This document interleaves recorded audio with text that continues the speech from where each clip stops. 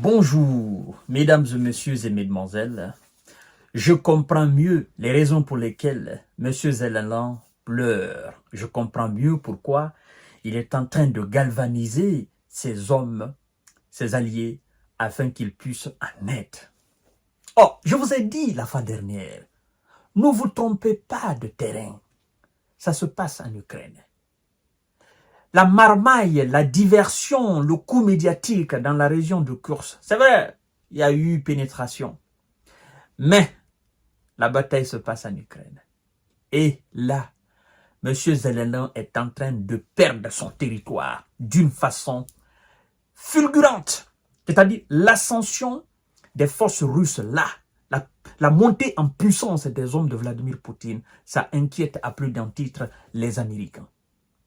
Les Américains en particulier, mesdames et messieurs. Parce que ce sont eux qui ont créé cette diversion pour que le monde ait les yeux braqués sur la Russie. Mais non, les analystes militaires, les observateurs aguerris et indépendants disent non, les gars, vous avez fait un faux calcul. La preuve en est que sur le front est de l'Ukraine, mais nous sommes en train de perdre de façon très rapide des territoires. Et on vous parle de la ville de Pokrovsk, mesdames et messieurs. Oui, la ville de Pokrovsk. Cette ville qui, avant les hostilités, avant le début des hostilités, comptait plus de 60 000 habitants. Cette ville est en train de se vider de sa substance humaine. Et ce matin, le dimanche 18 août 2024, le ministère de la Défense russe déclare avoir capturé un nouveau village près de cette ville de Pokrovsk. Et ce nouveau village est à une 15aine de kilomètres juste de cet important nœud logistique pour les Occidentaux. Parce que vous savez, la ville de Pokrovsk est en quelque sorte sur l'autoroute même centrale à partir desquelles on ravitaille les autres troupes de M. Zelensky. Et donc, tout le problème des Occidentaux aujourd'hui, c'est de ne pas perdre cette ville importante qu'on appelle Pokrovsk.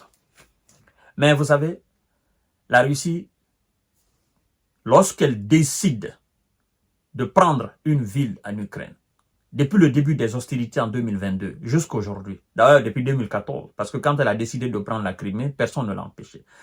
Lorsqu'elle décide de prendre une ville ou un village, en fait, c'est comme si c'est quelque chose qui devient maintenant indélébile. On ne peut pas les arrêter. La décision est prise, on ne peut pas changer. Et peu importe ce qui adviendra, peu importe les pertes, mais elle va quand même prendre. En fait, c'est ça la différence entre les Occidentaux à la tête des États-Unis et la Russie. Le réalisme, l'objectivité. J'ai décidé de partir et je vais frapper, je vais prendre. Quoi qu'il advienne, peu importe ce que je vais perdre en termes militaires, en termes de matériel, peu importe. Mais ce que j'ai dit là, il faut que je prenne. C'est ce qu'on a constaté à Bakhmut. C'est ce qu'on a constaté dans toutes les régions qui ont été capturées. Et donc, l'objectif aujourd'hui de la Russie, c'est de prendre la ville de Pokrovsk. Est-ce que la ville de Pokrovsk va résister? La réponse est tout simplement non. Mesdames et messieurs, voyons en substance ce qui est dit. Et ça, c'est un média occidental qui le dit, mesdames et messieurs. Vous savez, chaque matin, nous, on fait le tour de tous les médias, n'est-ce pas, du monde entier. Tous les grands médias sérieux. Alors, ça c'est selon le journal Le Monde, mesdames et messieurs. C'est un journal français. Écoutez bien ce qu'ils disent. La Russie a revendiqué dimanche la prise d'un village à une 15aine de kilomètres de la ville de Pokrovsk. Et ce qui est dit ici par le journal Le Monde, en fait, c'est une partie du communiqué du ministère de la Défense. Vous comprenez? Donc, le ministère de la Défense a fait un communiqué et la partie qui les intéresse le plus ou la partie qui les inquiète le plus, ils sont allés prendre cette partie-là.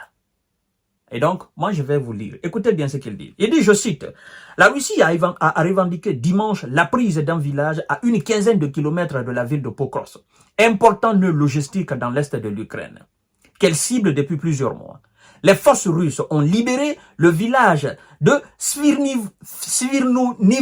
Voilà, je m'applique. Donivka, voilà, dans la République populaire de Donetsk.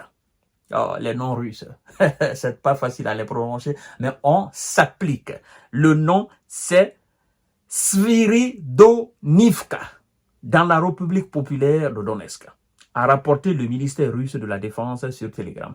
Écoutez ce qu'ils disent, mesdames et messieurs. Ils disent, je cite, « Ces derniers jours, l'armée russe a revendiqué la prise de plusieurs villages dans le secteur où ces troupes ont progressé rapidement depuis la prise de Chirétidé début mai. Ces avancées sont le signe d'une pression qui ne faiblit pas sur le front Est, malgré l'avancée sans précédent des forces ukrainiennes dans la région de Koursk depuis le 6 août.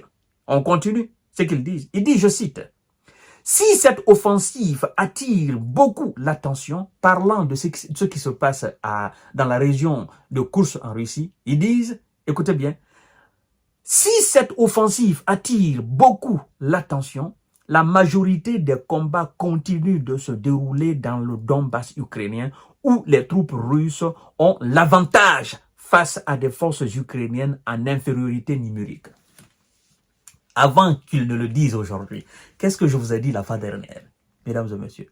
Je vous ai dit ne pas vous tromper, non? De regard. Et ils disent quoi?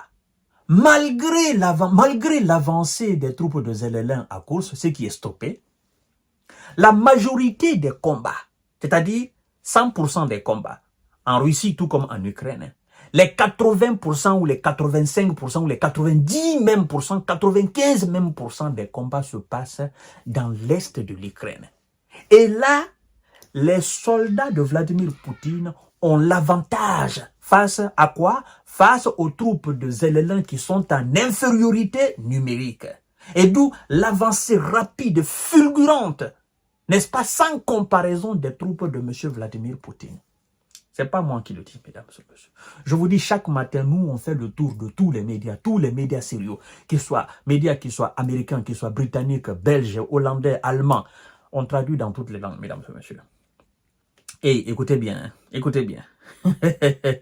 La ville de Pokrovsk, qui comptait quelques 61 000 habitants avant le conflit, se trouve sur une importante route vers les places fortes ukrainiennes de Chassifiar et Konstantinivka.